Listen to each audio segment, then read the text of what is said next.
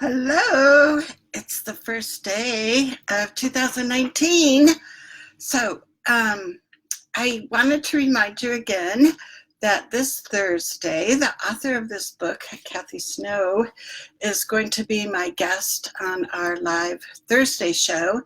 And you have a chance to win this book of hers. So I want to make sure that you know about it. Spread the news to friends far and wide. We'll be live on Thursday at noon Mountain Time, which translates to 2 p.m. Eastern, 1 p.m. Central, or 11 a.m. Pacific. So Thursday, January 3rd, Kathie Snow. I know a lot of you are friends and have heard Kathie speak before. I have a friend, Lana, who lives in Eastern Idaho, and Thursday is her birthday, so she's like excited. And maybe she'll be the lucky winner of Kathie's book. That would be an awesome birthday present, right? So I hope that you can join us. It's going to be just kind of a casual conversation, and there's going to be plenty of time for people to ask Kathie questions, get a conversation going. So it should be an exciting way for us to kick off our Thursday Art of Advocacy live shows that we do each week. The other thing that was interesting today, I was talking to a mom in Texas. So, hey, Holly, if you're here. And I was talking to her about different things. She was saying that she really enjoyed the videos, that they really helped her on this new journey that she's on, right? Trying to figure out this special ed process in maze. And so the other thing she didn't realize that I shared, and I thought, well, there's probably other people that don't realize that either, is I do offer a free 30-minute phone consultation with parents. And I have an online calendar. I'll put the link for that in the description afterwards, but it's real easy. You can go on there and see when I'm available and book a 30-minute time with me. I update the calendar every week because my weeks change depending on when meetings get scheduled for IEPs and such. So the free phone call is something that you can take advantage of. And then the other thing that I was talking to Holly about was our membership group, and she hadn't heard about that. So I thought, ooh, I need to make sure people know. So we have a wonderful closed Facebook group, so it's private. Nobody else can see what we're posting. And we call ourselves the Parent Advocate Trailblazers because I see you as a trailblazer. You're not only blazing a trail for your own child, but for all the parents to come. So we have a private group, and what I like about it is, well, several things. One, we have awesome other parents that are in there, and they have children from, we have, Julie has twins, and they are young, and we go up to, I think, middle school.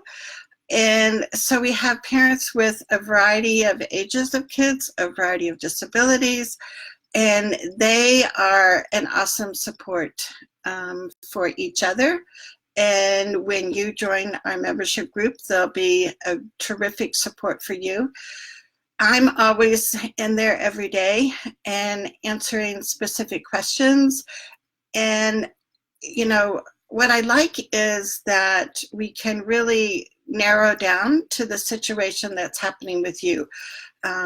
So sometimes in other Facebook groups, one, they're not closed, so we don't feel that comfortable sharing private information, or it's like too global, and it's like, but I really need to know the answer to this. What do I do in this situation? So the advantage of our membership group is that you get that individual attention.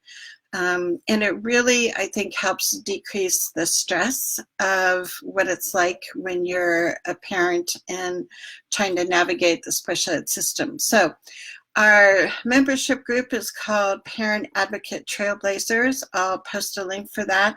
It's a really affordable way for you to get professional advocacy advice. It's only $12.95 a month, and there's no long-term commitment, so you can come and get information that's helpful and, you know, do things as you like.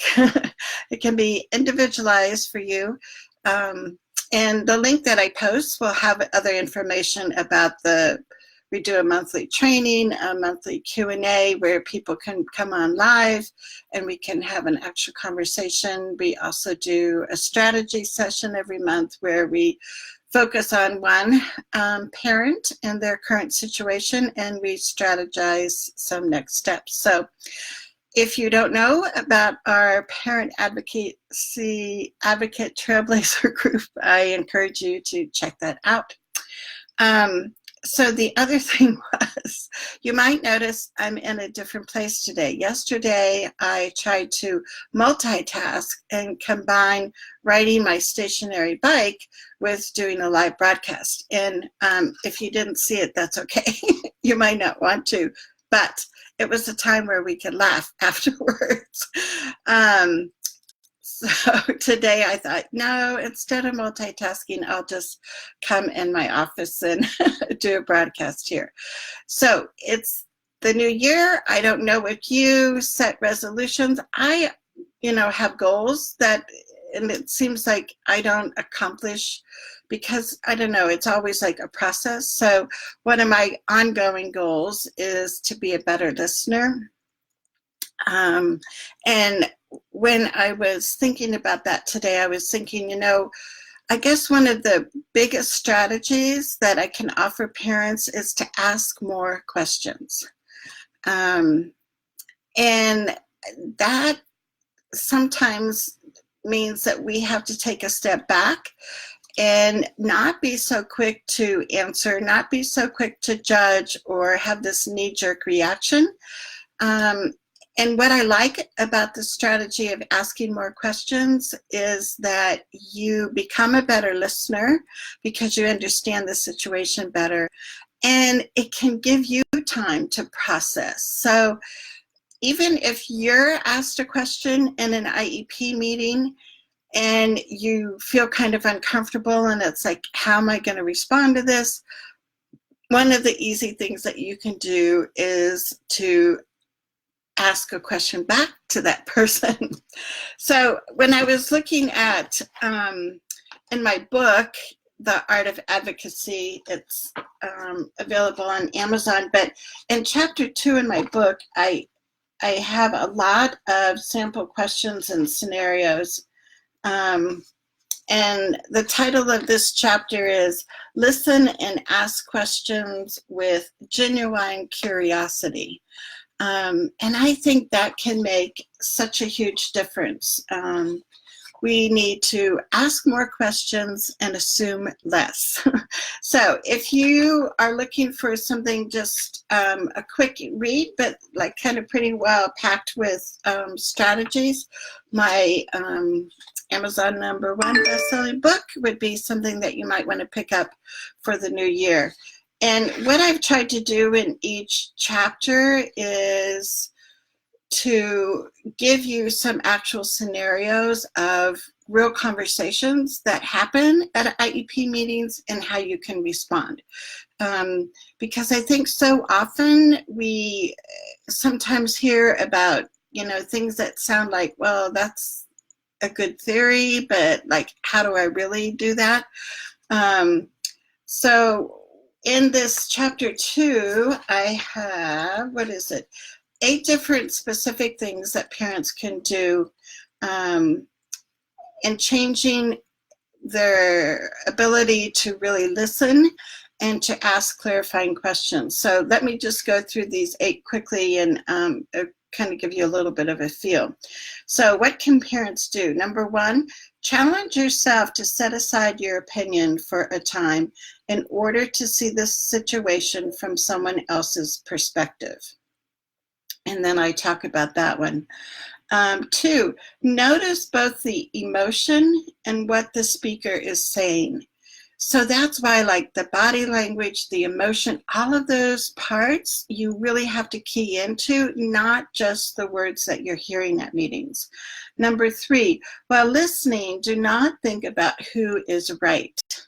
And this is something I always have to remind myself to work on, because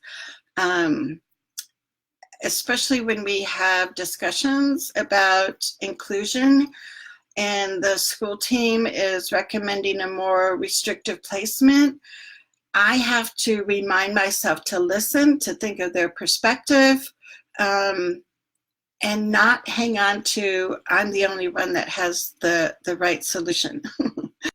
Number 3, while listening, that was number 3. Do not think about who is right. Number 4, keep focused on the conversation.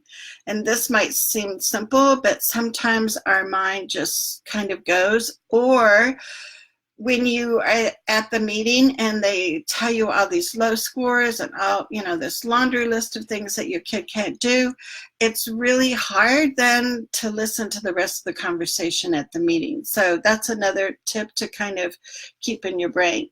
Number 5, bring someone else who can take notes for you. It makes it easier to listen better. And I'm sure you've heard about, hey Jan, I'm sure you've heard about bringing other people to IEP meetings, but not only for that emotional support, but for somebody who can remember to turn on the tape recorder or take physical notes for you, because it's really hard to jot down things while you're also trying to listen. And number 5 is remember your face and posture show if you're listening or not. Faking it is not allowed. So just as you're going to be interested in watching other people's body language, the emotions that they're showing, listening to the words, you need to be aware that your body language, your emotions is being kind of checked by the other people. So another thing I have to tell myself sometimes is to smile and to, like, engage and not, kind of have this angry face when I'm hearing things that are, like, not very positive about students. And so all of that comes together and really makes a difference in the tone of your meetings. So let's see, number 7 is, as much as staying in the conversation is important, allow for silences. And this is another huge thing that a mistake that I see a lot of parents making is they will have a list of questions that they want to ask, or during the conversation they think of a question they want to ask and they ask the question and they don't pause and wait for the staff to respond, and they just kind of go on and either answer their own question or change the topic. So you want to get used to having some pregnant pauses in your IEP meetings. That can be really helpful. Sometimes the question that you ask may make the school team feel uncomfortable, and that's okay. But give them that wait time. Just like we like to give kids time to process and wait before they have to answer, do that with the staff. Don't always be filling that gap if there's moments of silence. That can be okay. And then the 8th thing is listen without interrupting and making judgments. Again, that is part of the listening goal that I always have, is that I can always be a better listener, and I've gotten really good about not interrupting. I used to not be that good years ago. And I think it's important because we model listening and we model not interrupting people. So when it's your turn to talk, and if you do get interrupted, you you can just kind of quizzically look at the person and say, out of respect, I haven't interrupted you. Please let me finish, what I'm saying here. I'm the type of person that I will call things out. I mean, I try to do it in a nice way, and not like really aggressive. But, when I see things like the rolling of eyes or people being interrupted, or some other elephant in the room, I have the belief that it's better if we just lay our cards on the table and have an honest discussion versus skirting around things. So we are here. Erica's with us. Hey, Erica. Just a quick reminder, this Thursday, Kathie Snow will be on. One of you will be winning her book, Disability is Natural. Plus, I have another gift that I ordered. I don't think it might not be here Thursday, but it's supposed to arrive on Friday. So we have a couple giveaways for our Thursday show. And I look forward to bopping in and giving you some different tips and inspirations so we can make 2019 just an awesome year for your child at school. So have a wonderful day. Hug and kiss your kids extra. And I shall see you for sure on Thursday. Take care. Bye-bye.